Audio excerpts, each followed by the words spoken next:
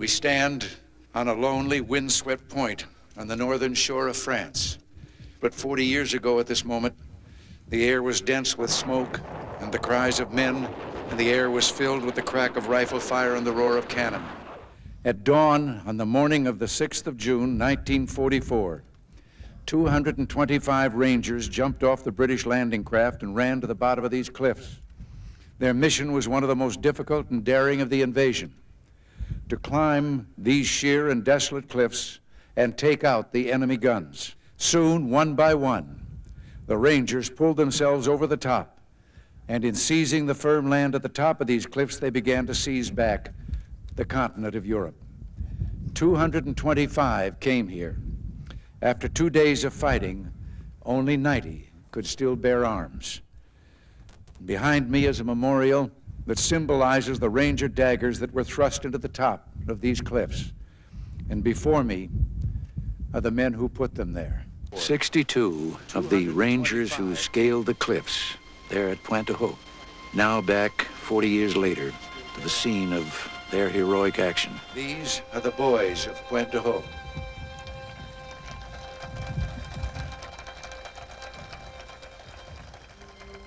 These are the men who took the cliffs. It was a very moving experience. They were what General Marshall called our secret weapon, the best damn kids in the world. Lisa Zanata Hen began her story by quoting her father, who promised that he would return to Normandy. She ended with a promise to her father, who died 8 years ago of cancer. "I'm going there, Dad, and I'll see the beaches and the barricades and the monuments. I'll see the graves, and I'll put flowers there just like you wanted to do.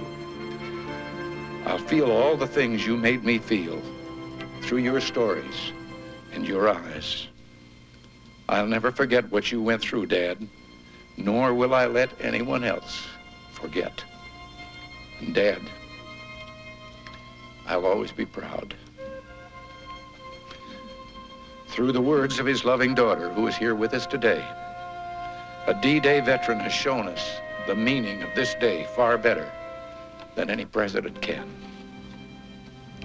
It is enough for us to say about Private Zanata and all the men of honor and courage who fought beside him 4 decades ago: we will always remember. We will always be proud. We will always be prepared, so we may be always free.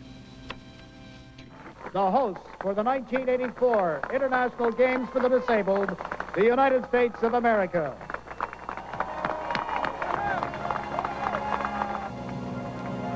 It is my honor to declare the 1984 International Games for the Disabled officially open. Thank you, and God bless you all. Thank you. Begin the game.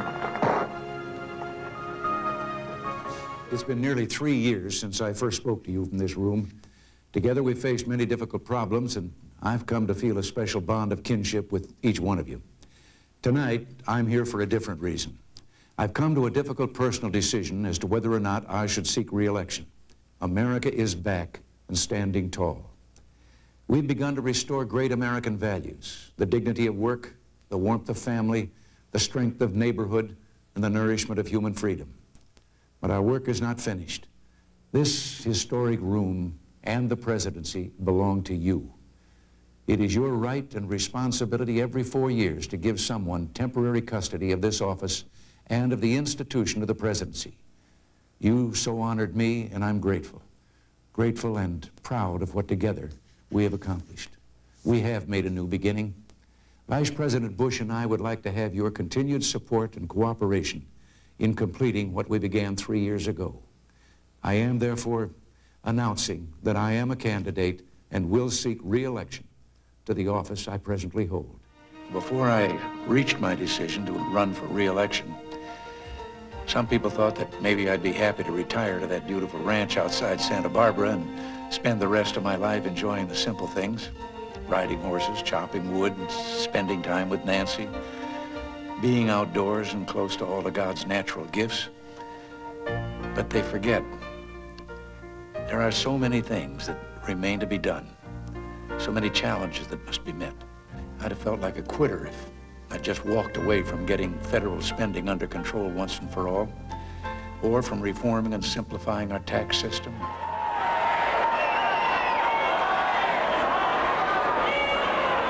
Thank you very much.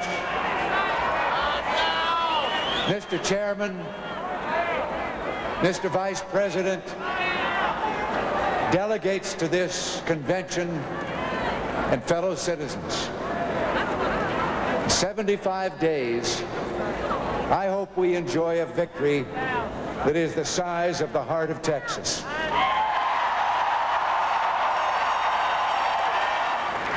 Tonight, with a full heart and deep gratitude for your trust, I accept your nomination for the presidency of the United States.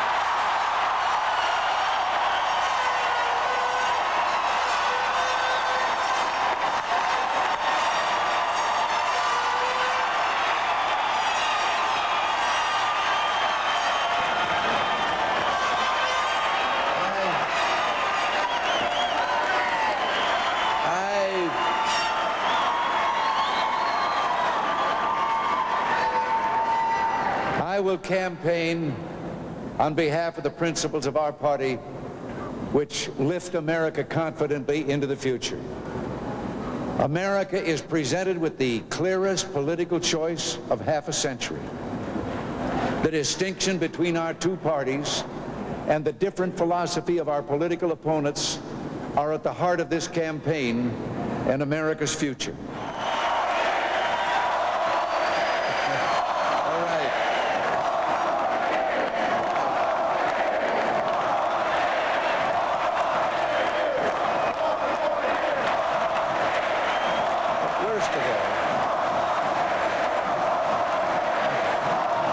This is the last rally of my election campaign.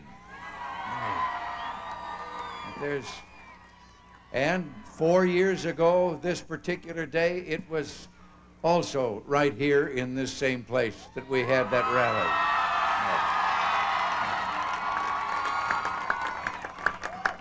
But there's so much to do and to plan for. These past few months have really been something. We took our campaign out to the country. We journeyed to the bright grid of the cities and the suburbs of the East, and we went to the broad avenues of the Sun Belt. We talked to farmers outside Des Moines and families in the shopping malls. On a whistle-stop tour in Harry Truman's old train, I went across Ohio and saw the people of that state spill out waving flags. We've been to university and college campuses all across the country. Yes. And we saw a dazzling new generation coming to life with an honest love for America. Now, a couple of weeks ago, I ran out of time on the debate. I didn't get to finish what I'd set out to say. I'm going to say it here. All of us, or most of us, grew up in an America where we took it for granted that we could dream and make our dreams come true, fly as high and far as our ability and effort would take us. Then we came to a time not too long ago when people began telling us that those days were over, that we were in an era of limits, that there was a ceiling, and we never again could have things quite as good as they had been. Well, don't you believe it?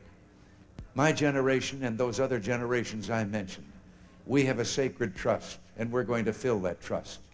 And that is to see that when the time comes to turn the reins over to you, we're going to turn over to you a country that is free in a world that is at peace. And now, just one last request. One last request. Don't read the polls. Don't get complacent. The last time I looked at Mount Rushmore, President Dewey's face wasn't up there. We need every vote, so make up your mind. Your vote is needed.